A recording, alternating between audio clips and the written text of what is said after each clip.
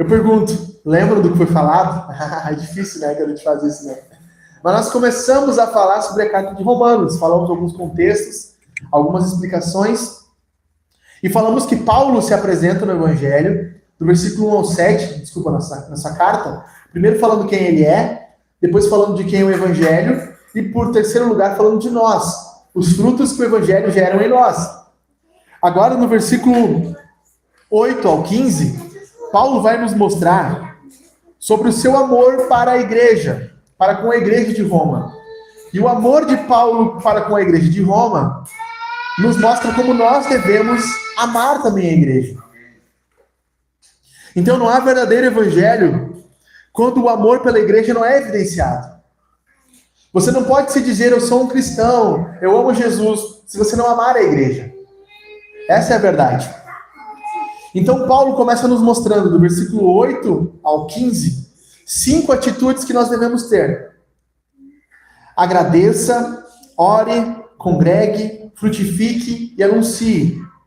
Então nós vamos ler o texto de Romanos e vamos ver cada um desses aspectos.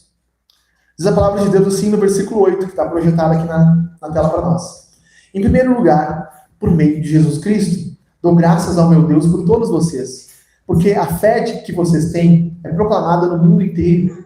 Pois Deus, a quem sirvo em meu espírito no Evangelho do seu Filho, é minha testemunha de como nunca deixo de fazer menção de vocês, em todas as minhas orações, pedindo que, em algum momento, pela vontade de Deus, surja uma oportunidade de visitá-los, porque desejo muito vê-los, a fim de repartir com vocês algum dom espiritual, para que vocês sejam fortalecidos, isto é, para que nos consolemos uns aos outros por meio da fé mútua, a de vocês e a minha.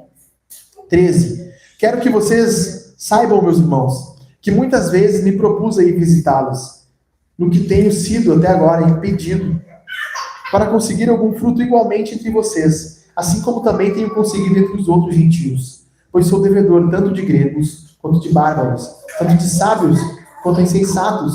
Por isso, quanto a mim, estou pronto a anunciar o Evangelho também a vocês que estão em Roma. Perfeito?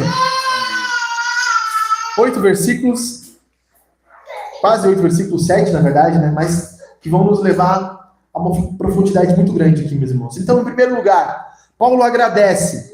No versículo 8, em primeiro lugar, por meio de Jesus Cristo, dou graças ao meu Deus por todos vocês, porque a fé que vocês têm é proclamada no mundo inteiro. Paulo começa dizendo que a primeira atitude que ele tem com relação à obra de Deus é uma atitude de gratidão.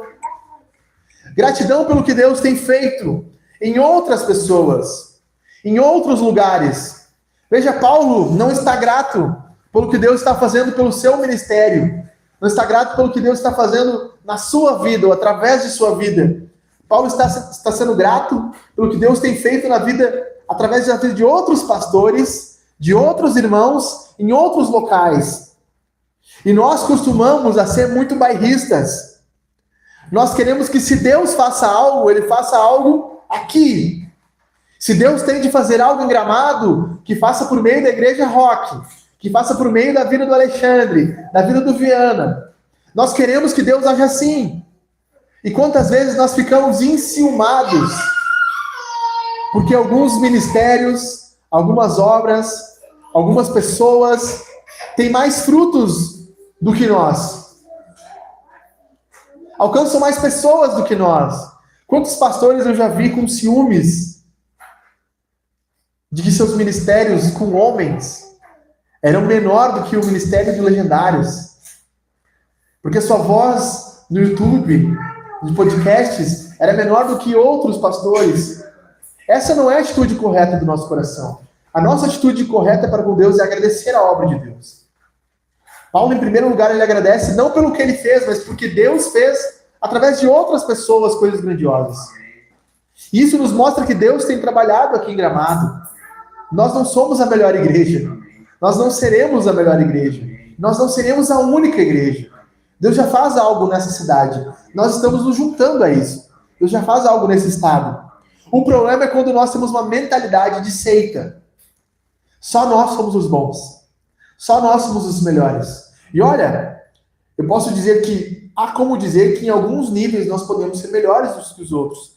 Mas chamar esse título para nós, sem reconhecer o que Deus já faz dos outros, é arrogância, orgulho. Paulo começa em primeiro lugar agradecendo.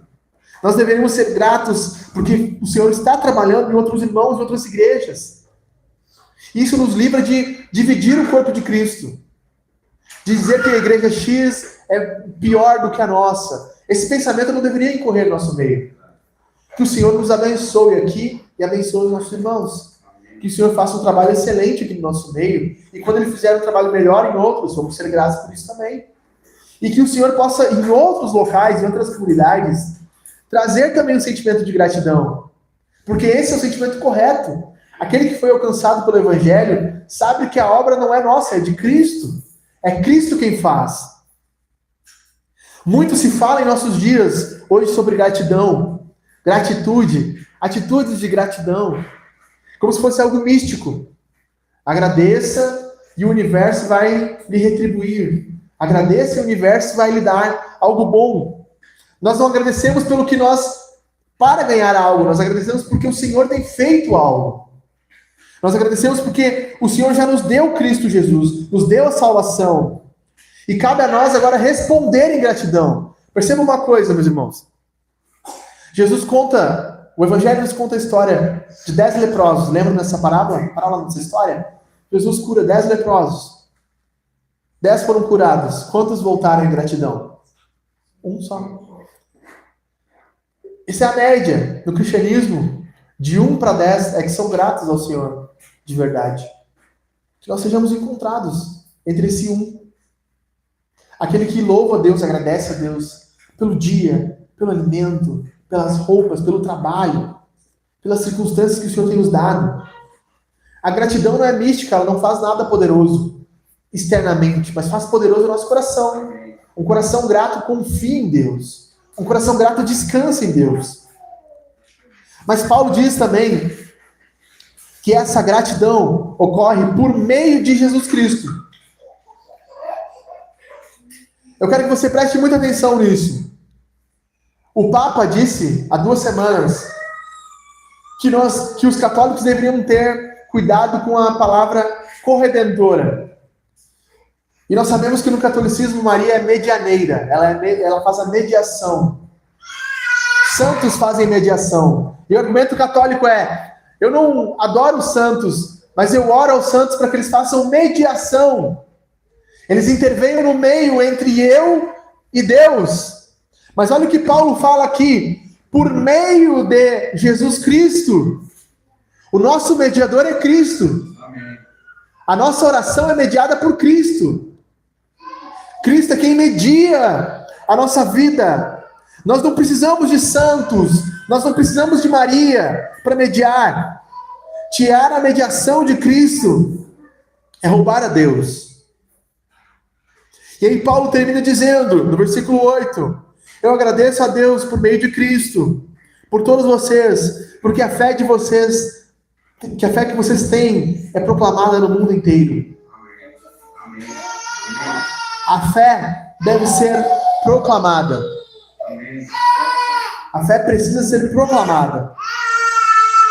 A palavra proclamar, ela é kata angelos do grego.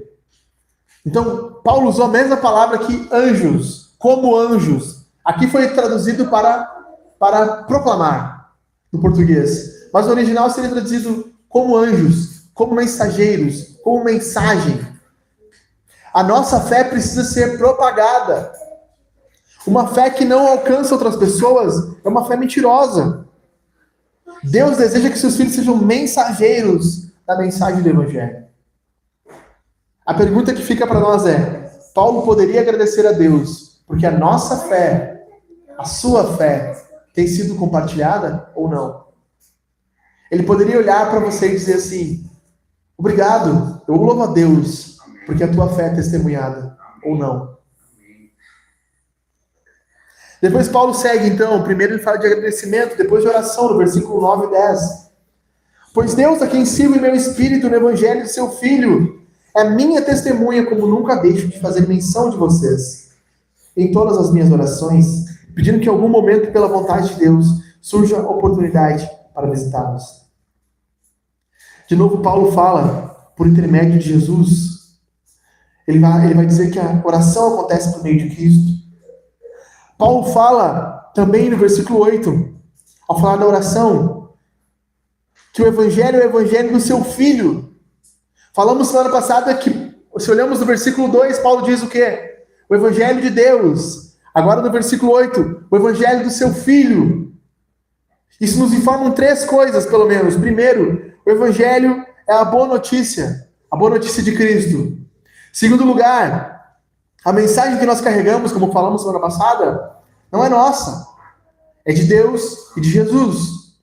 E se existe um evangelho de Deus, existe um evangelho que não é de Deus. E que, infelizmente, está lotado em muitas igrejas e em nossa cidade, em nossa cultura, por falsos mestres. E terceiro, que o tema do evangelho é Cristo. Não o que nós sentimos, ou o que desejamos, ou o que queremos, ou nossos alvos pessoais, mas Cristo. Não existe aqui, Paulo está dizendo, que não existe um amor real por alguém sem que haja oração. Quando nós nos dispomos a orar em secreto, quando ninguém vê, por alguém, isso é um sinal muito grande que nós amamos essa pessoa. Porque ali não tem ninguém vendo. Ali não tem ninguém observando. Ali nós não precisamos mentir. Mas quando nós oramos, só nós e Deus, por alguém, mostra o quanto nós amamos essa pessoa. E Paulo faz questão de dizer, eu oro por vocês. Eu amo vocês. A pergunta que fica para nós é, nós oramos pela igreja? Há momentos de oração por nossa família, por nossos filhos, por nossos irmãos? Nós nos incomodamos tanto com algumas pessoas, com algumas coisas que acontecem ao nosso redor, que nós não podemos mudar. Eu pergunto, nós oramos por isso? Amém. Amém. Paulo nos mostra que a segunda atitude é a oração. E aqui Paulo nos ensina a orar pelo menos de duas formas. Olha o que ele diz aqui. Ele vai dizer que ele ora por meio de Jesus. Nós só temos acesso a Deus por causa de Cristo. Se não fosse Jesus, Deus não daria ouvido às nossas orações.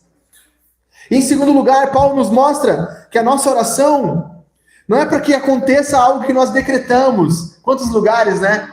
Eu decreto, eu profetizo que isso vai acontecer. Eu ordeno que assim se faça.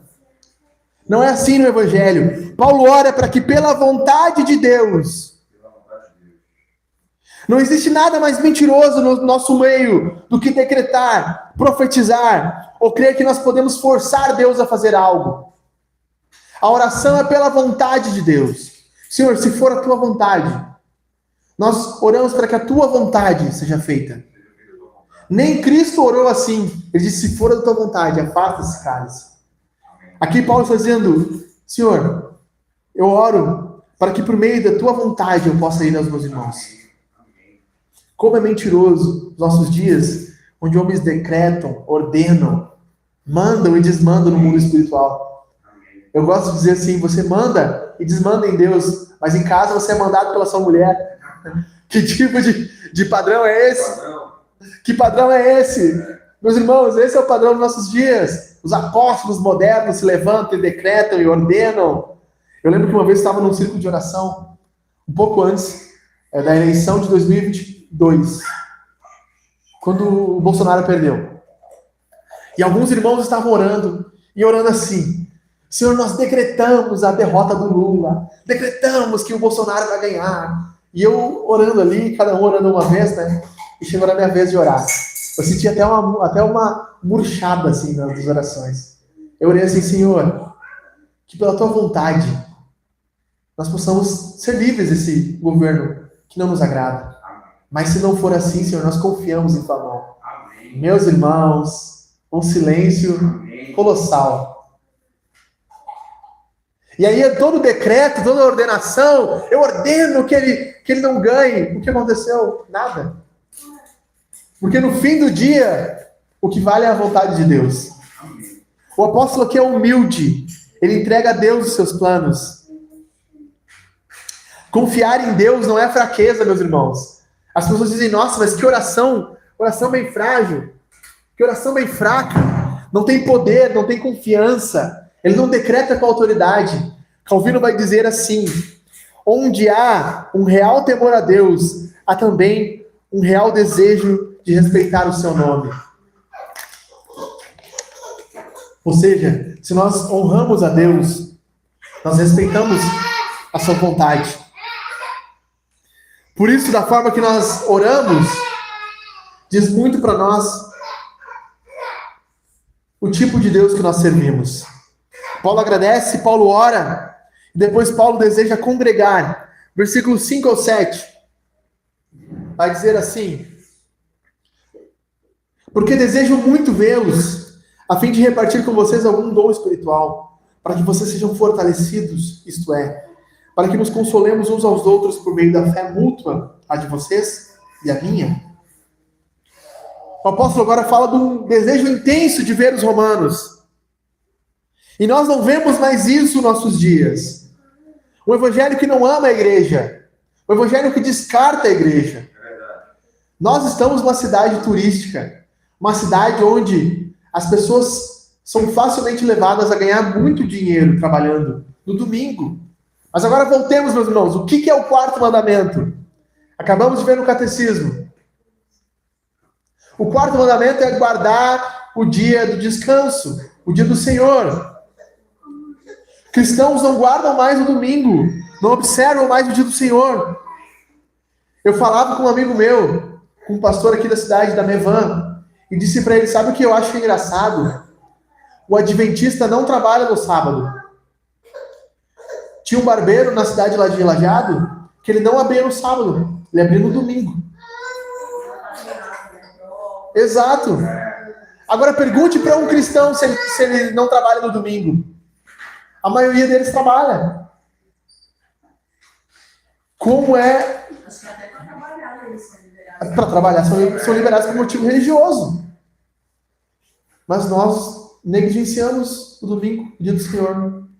Negligenciamos esse tempo. E isso se dá, meus irmãos, porque algumas paixões tomaram o nosso coração.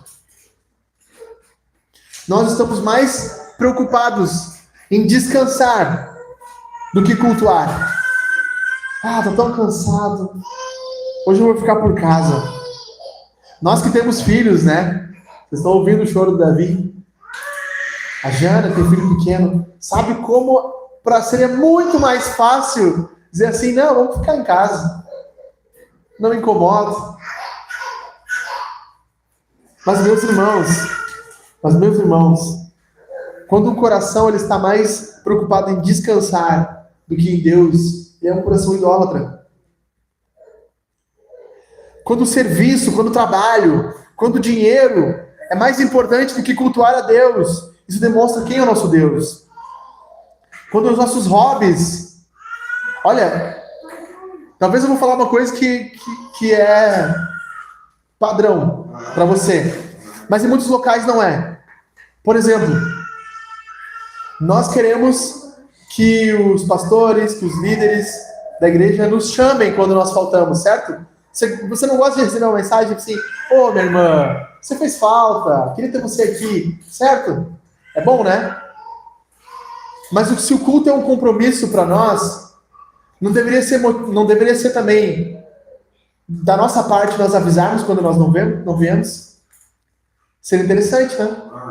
Ó, não vou estar, não vou vir. Uma coisa que a gente tem que ensinar às vezes. Não vou poder comparecer. O culto, ele é uma preparação do que é a eternidade. Quando nós cultuamos aqui, cantamos, nós estamos sendo preparados para a eternidade.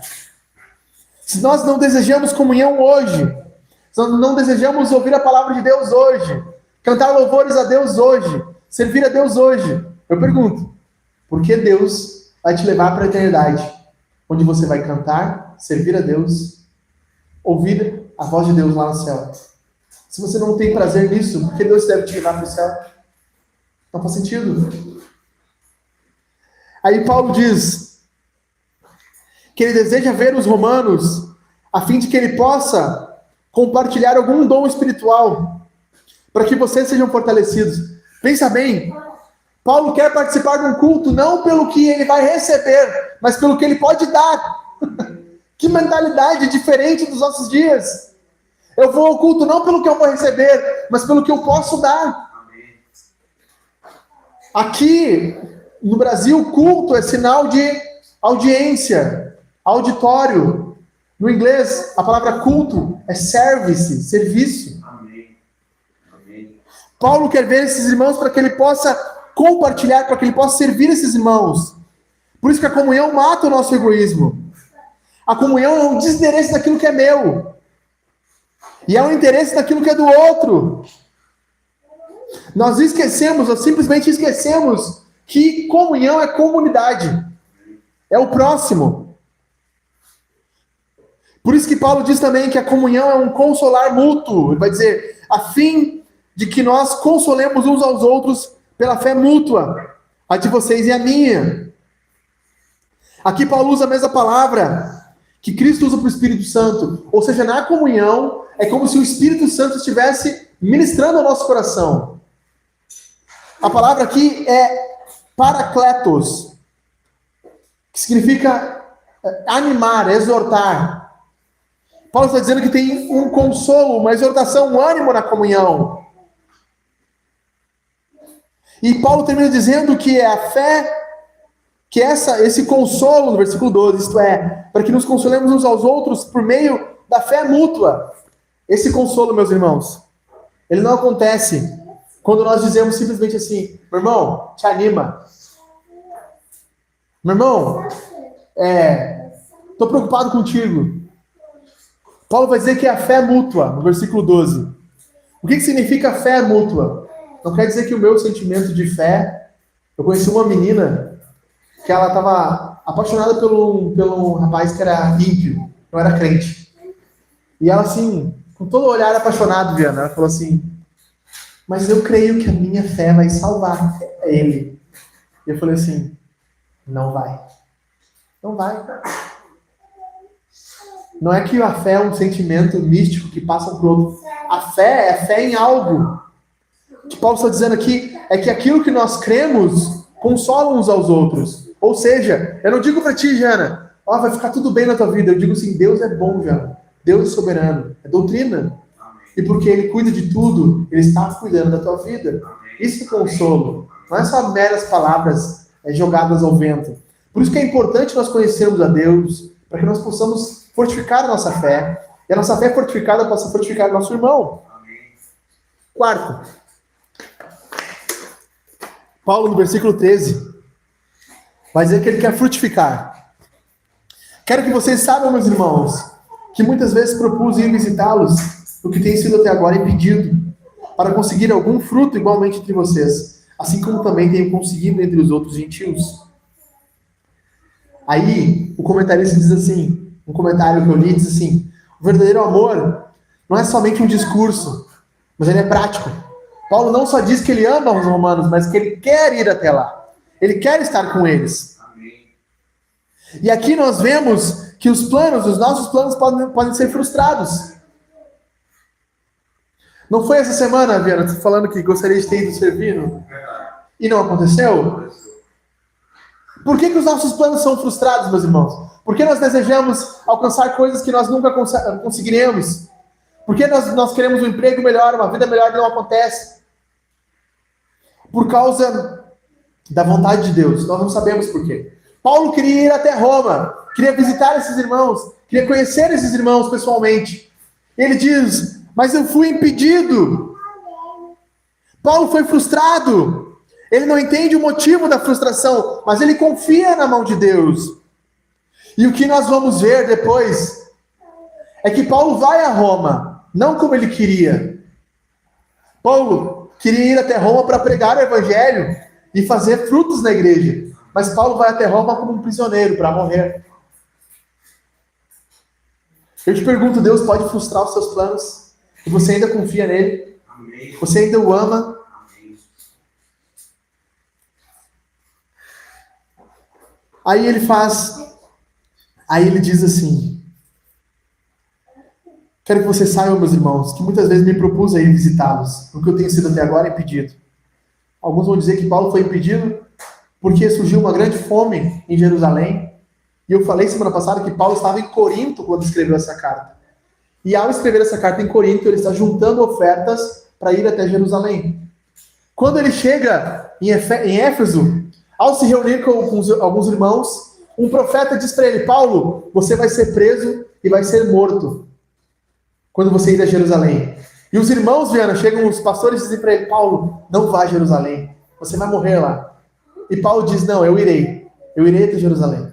Paulo leva as ofertas até os irmãos hebreus, é preso e é levado sob cativeiro até Roma. E chega então em Roma. E ele queria frutificar. Queria trazer frutos. O que é frutos? É resultados proveitosos à obra de Deus. Paulo já tinha plantado inúmeras igrejas, agora ele queria ir lá anunciar o evangelho. Jesus falou no João 15 que o verdadeiro discípulo dá muitos frutos. Aí eu pergunto para você, meu irmão, onde estão os seus frutos? Quais são os seus frutos do evangelho? Quais são os seus frutos que Deus poderia olhar e dizer: você tem dado frutos? Se Deus viesse como um agricultor agora e viesse olhar você e a sua vida e dissesse, olhando a sua vida como uma árvore e não encontrasse nenhum fruto. Jesus diz em João 15 que o ramo que não dá fruto, ele corta e é lançado fora ao fogo. Isso é sério, meus irmãos. Se sua vida não tem frutificado, não tem dado frutos, sejam eles de pessoas vindo à fé, ou transformações pessoais, abandono de pecado, permanência na fé, aumento de amor ao Senhor, você precisa revisar urgentemente a sua vida. Urgentemente.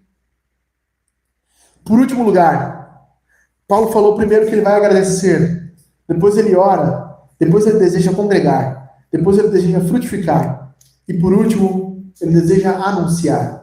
No versículo 14 e 15 diz assim: pois eu sou devedor tanto de gregos como de bárbaros, tanto de sábios como insensatos. Por isso, quanto a mim, eu estou pronto a anunciar o evangelho também a vocês que estão em Roma. Para mim, meus irmãos, esse aqui é o texto-chave dessa perícope, desse trecho. Porque Paulo usa a preposição pois. Pois. O pois aqui significa visto que, dito isto, mostrado isto para vocês.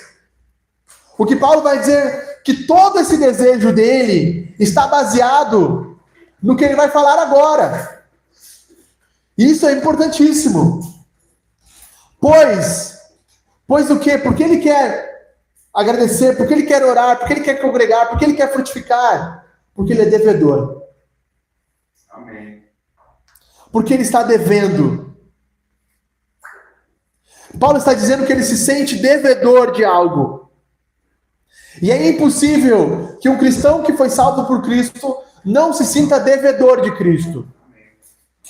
Não se sinta que deve algo a Ele. Existe uma história que conta mais ou menos assim.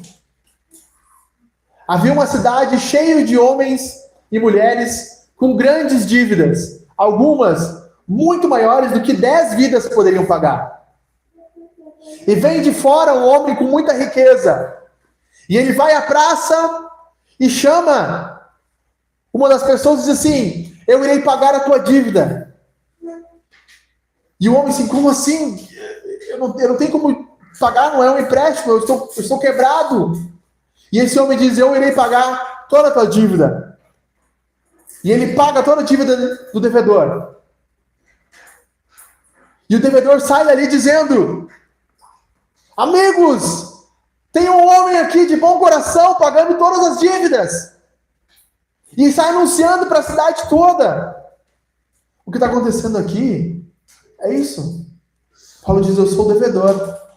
Jesus fala na oração do Pai Nosso: perdoe as nossas dívidas. O pecado é uma dívida, meus irmãos. Amém. O pecado é uma dívida com Deus. E nós fomos perdoados por Deus. Agora é estranho que nós que fomos perdoados não olhamos para os outros que são devedores e dizemos: meus amigos, tem alguém que pode perdoar a dívida do nosso pecado. O nome dele é Jesus. Ele morreu na cruz por nós. Como diz Colossenses, o escrito de dívida que havia contra nós foi rasgado. Não há mais o que dever a Deus. As nossas dívidas foram pagas. Paulo está dizendo: eu sou o devedor, meus irmãos. Eu devo a Deus. Eu devo a Cristo, porque Ele perdoou os meus pecados. Eu devo a Ele a anunciação do Evangelho. E Ele quer ir a Roma para anunciar o Evangelho lá. E Paulo quebra toda objeção aqui quando ele diz assim: porque isso, quanto a mim, perdão, no versículo 14 ele diz assim: pois eu sou devedor tanto de gregos como de bárbaros, tanto de sábios quanto insensatos. E aqui eu digo para você, para finalizar, nós olhamos para os mais pobres, para os carentes e dizemos: esses aqui precisam do Evangelho. Isso é errado. Todos precisam do Evangelho. Por isso que Paulo diz: os sábios, aqueles que têm a riqueza, que têm o poder, que têm o conhecimento, eles carecem do Evangelho. E os indoutos, os insensatos, carecem da graça de Deus. E os gregos, que têm o conhecimento, carecem do Evangelho. E os bárbaros, aqueles que não são gregos, não são helênicos, carecem do Evangelho. Que visão poderosa para os nossos dias! Não existe ninguém na nossa sociedade que não careça do Evangelho. Não existe ninguém ao nosso redor que não precise da graça de Deus. Eu quero terminar dizendo aqui 3 coisas para nós. Primeiro, olhando para Jesus, meus irmãos, o Evangelho precisa moldar a nossa percepção do que é a obra de Deus. Amém. Amém. A pergunta para você e para mim é: como você enxerga o corpo de Cristo? É impossível desassociar a obra de Deus do corpo de Jesus. Amém. Você tem noção disso? Você tem noção que a igreja é o corpo de Cristo? E se você ama Cristo, você ama o seu corpo? A igreja é descartável para você ou não? Ela é preciosa para você ou não? Eu amo a Cristo, pastor. Você ama a igreja? Eu amo a Deus. E João disse: se você não ama o seu irmão, você não ama a Deus. Amém. Segunda coisa é que a obra de Deus, olhando para Jesus, não é sobre nós. Muitas igrejas se tornam um tipo de seita, porque eles se fecham num curral religioso. É a nossa denominação, é a nossa filial que nós vamos expandir. A obra de Deus não diz respeito a nós, diz respeito a Deus. Parece que só eles estão certos, só eles têm a verdade. Nada mais errado do que isso. A pergunta é: nós conseguimos nos alegrar, ainda que a nossa igreja não cresça, ainda que a nossa igreja não tenha visitantes hoje, nós conseguiremos nos alegrar se outras igrejas o tiverem? Amém. Se nós não batizarmos ninguém, ainda que outras igrejas batizem, deve ser motivo de lamento para nós. Triste, tristeza. Mas alegria porque outros estão fazendo. Amém.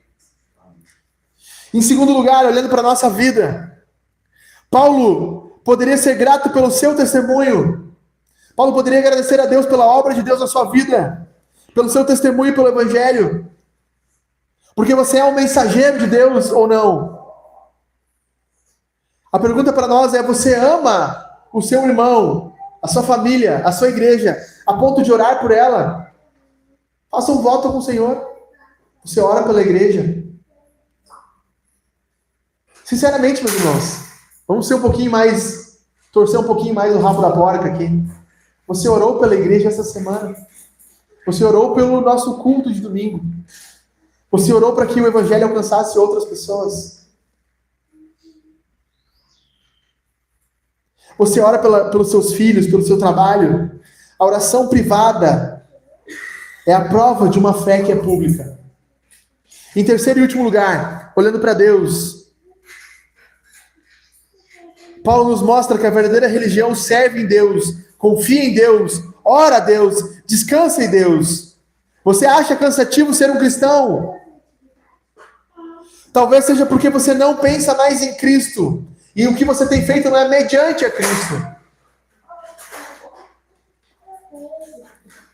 Se a sua vida não dá frutos, é porque você não está em Cristo. Descanse em Deus, descanse na obra de Deus. Haja e ore por meio de Cristo. Porque por meio dele nós somos salvos. Como diz Paulo em Romanos 14, nós vamos chegar lá. Porque por ele vivemos e por ele morremos. Amém. Não faça a obra de Deus com a sua força. Não venha ao culto pela sua força. Amém. Não cante